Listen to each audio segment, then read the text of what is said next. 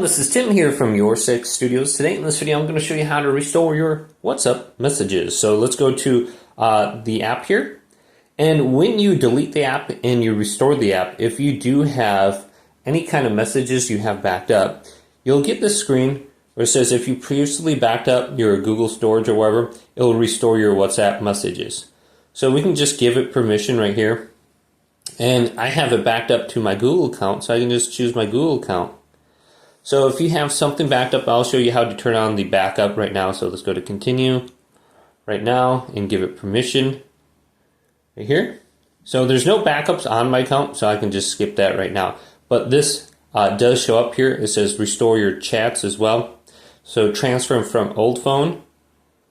So we could do that. If you have your old phone on here, I think it'll give you like a QR code or something to scan here. So you can just try this out, allow, and then continue. So you get to turn on location for this. So just look at this, and you should be good to go. You can transfer your chats from your other phones as well. So I'm just going to cancel this out. So how you do this is very simple. Let's get into the application. And then what we can do is go to the settings in the top right. And then we can go to chats, and then we can back it up.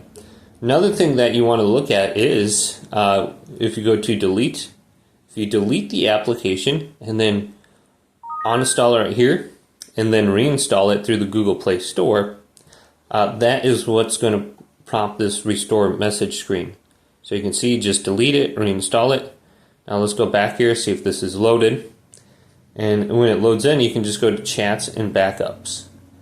And then you should be able to back anything up to your Google account, it looks like, or to WhatsApp. So this is just being slow right now. So just go ahead and look at that as an option. If you have any kind of backups on there, you can try deleting the apps, and then there will be a message that says restore.